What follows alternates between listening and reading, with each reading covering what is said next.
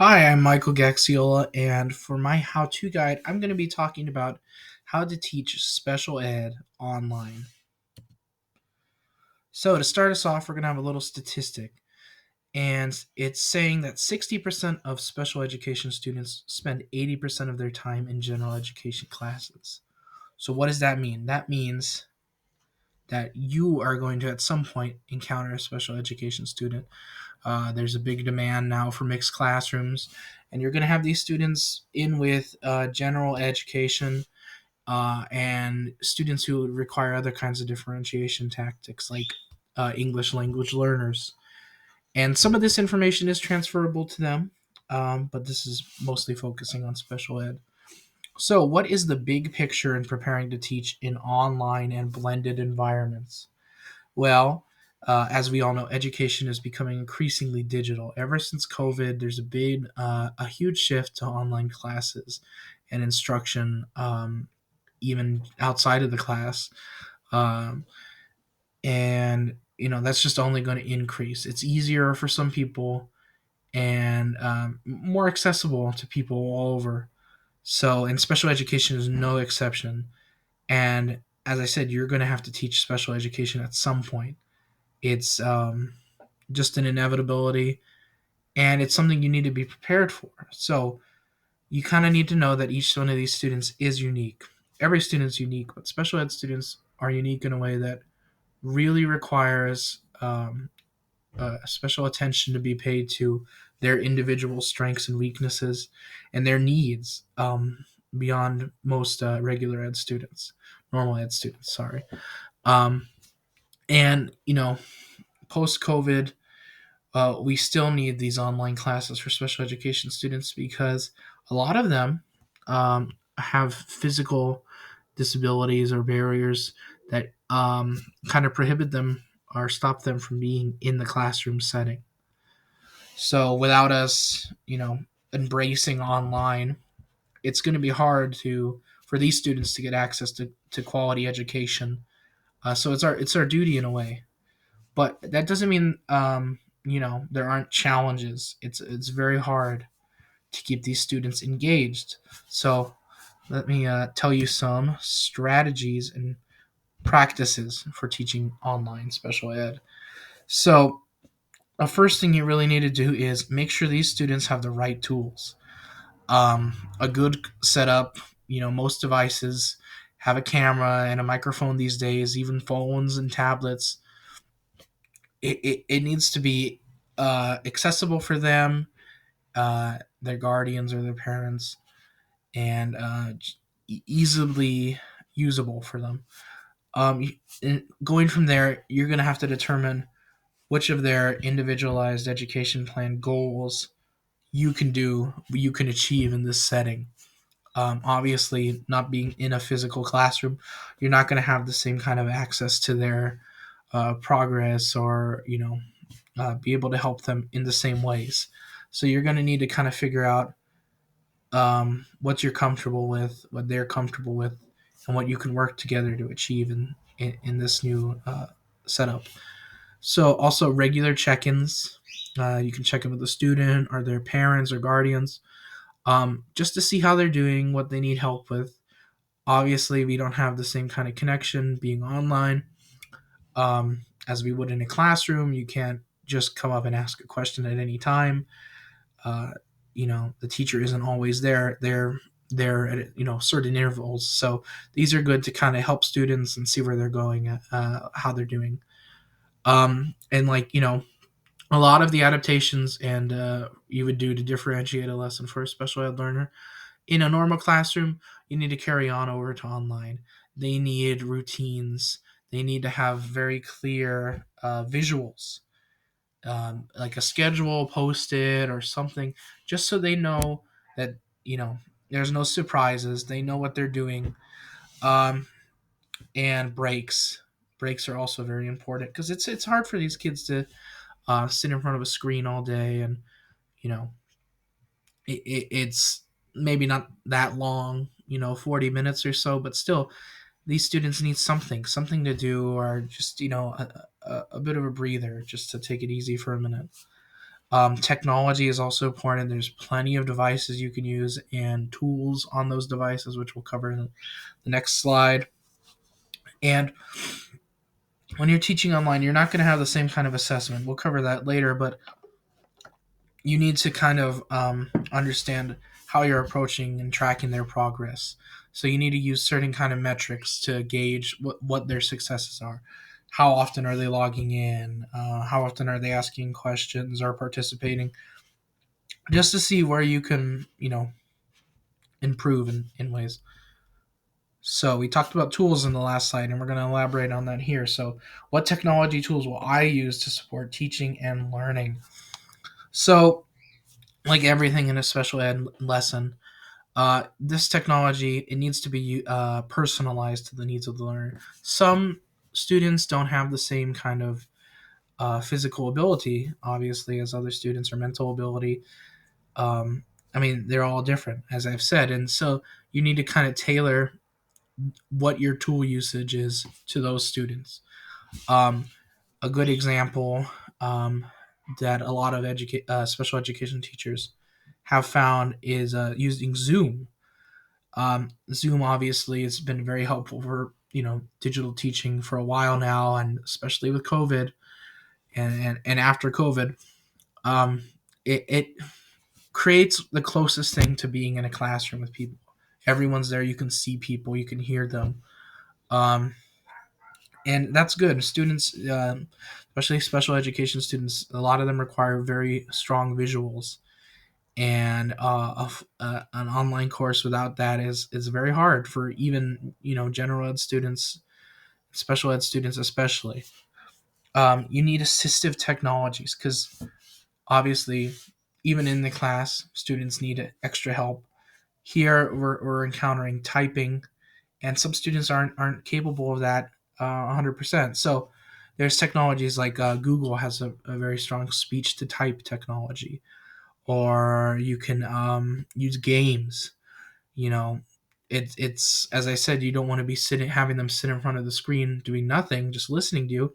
You want to have them participate, and it's a little hard online. You don't have worksheets and stuff like that, like you would in a normal classroom, or pencils and stuff. The kind of materials, but you can create games or use games that already exist. Some are Boom Learning, Bamboozle. These are kind of fun activities that gamify that kind of learning process. Or there's sites that personalize learning, and are still fun. There's Seesaw, which is one of them, and another thing is we've discussed in class situated learning, which is having students learn something, a skill or a lesson or a concept by partaking or being in a place. Um, so one example I can think of is Google Voyage, which is kind of like Google Earth, the camera, the street view, but it's for all around the world. You can see, learn little things, watch little videos and clips about different places around the world. So if you wanted to take your students on a field trip to teach them a concept, maybe you're covering history or social studies or something, you can go, we were discussing the American Revolution or something like that. You can do a Google Voyage to the Gettysburg battlefield. Um, as I said that, I remember Gettysburg is the Civil War. So, Civil War, if you're covering the Civil War, you can do Gettysburg. Uh, you know, sorry. All right, so next. How are you going to monitor student progress? Student progress online is a bit of a challenge. Obviously, it needs to be differentiated, but also the kind of usual tests are not going to be working, even tests you would use in a normal special ed setting. Standardized assessments will not always work online. You have to take into account the different environment. You're not teaching them the same way you would in a normal classroom. So if you were to measure those scores against typical standardized test scores done in the classroom, you're going to run into a bit of trouble. So we need to find different ways to work around that. So you informal assessments, checking in on the students, those are always helpful, just to kind of see how they're feeling about the material, what they think about it, and and what they can improve on. Obviously, with special ed, you have to watch for behavior, especially some students, such as emotionally disturbed students. You need to check in on how those behaviors are, and you're tracking them, and you have to make sure, um, you know, gauge how long these behaviors last and what they're reacting to.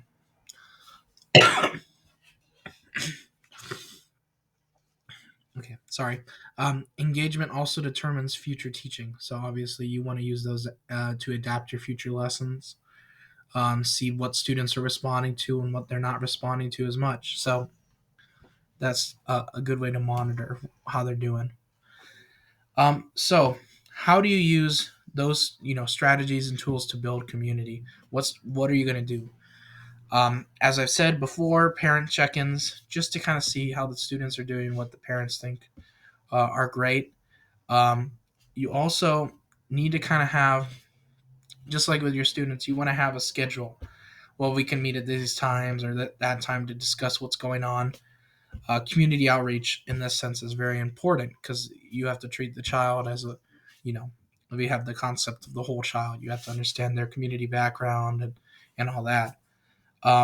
And of course, there are emergencies even in online courses. So you need to be open to meetings, that haven't been scheduled or are just out of nowhere. And this, it's especially in a world where you can be contacted at any time. It's important to have that kind of flexibility. Obviously, set up boundaries, but understand that there might be issues students have with homework or something like that that the parents maybe might not be ready for.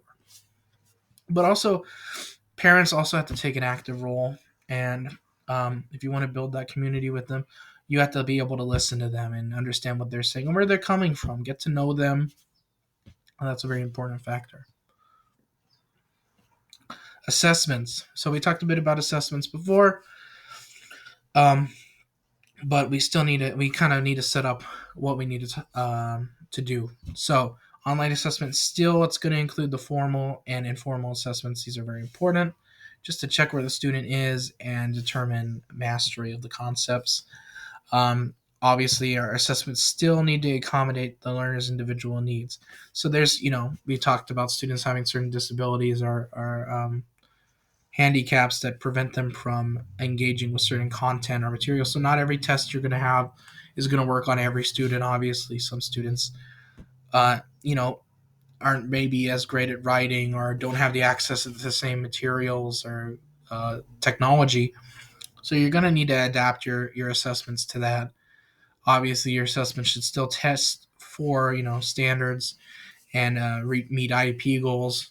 But again, we need to be flexible. So, what are some meaningful projects and presentations in the online space? Um, we need to adapt these projects to the digital environment, obviously. We can't be doing the same things we're going to be doing in the physical classroom.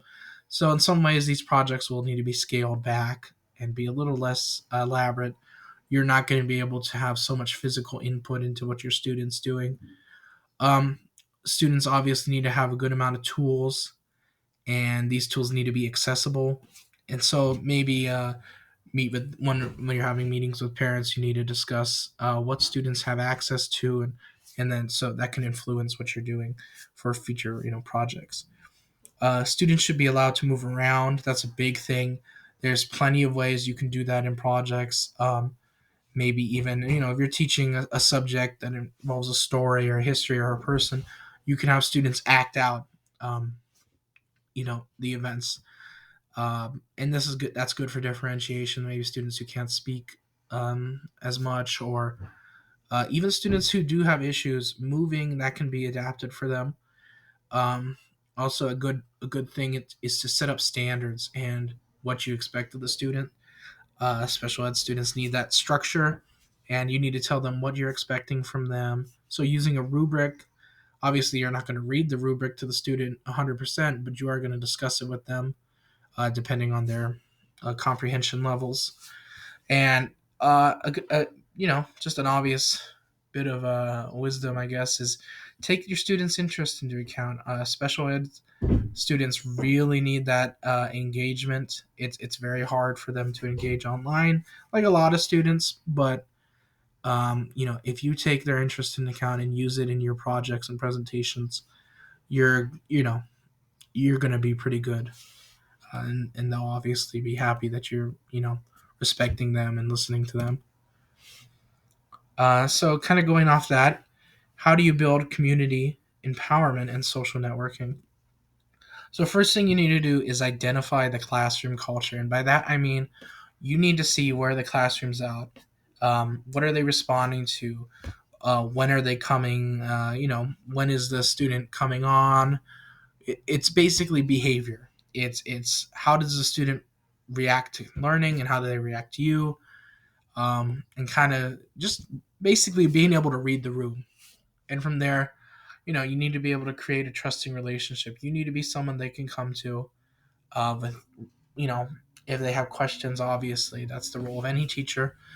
But um, here it's harder because there's not that physical presence. You need to assure them that even though you're only there for a short time, you're going to be there. So that's very important.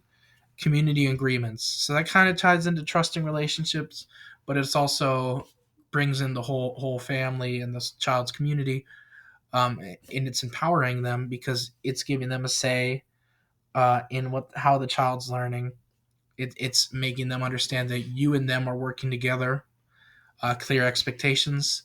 Obviously, students need to be told what we expect of them, and from there, you need to establish responsibility because you know special ed classrooms, they still students still need to understand that there are consequences for their actions. Obviously, this needs to be tailored to the strengths of the individual and how they respond to that. You need to understand that your words cannot be, um, you know, cannot always be read the same way. So you need to understand how to communicate with your student. So these all tie together to kind of create that, you know, very strong social community. And here are my references. And that's the end of my presentation. So thank you for watching and have a good day.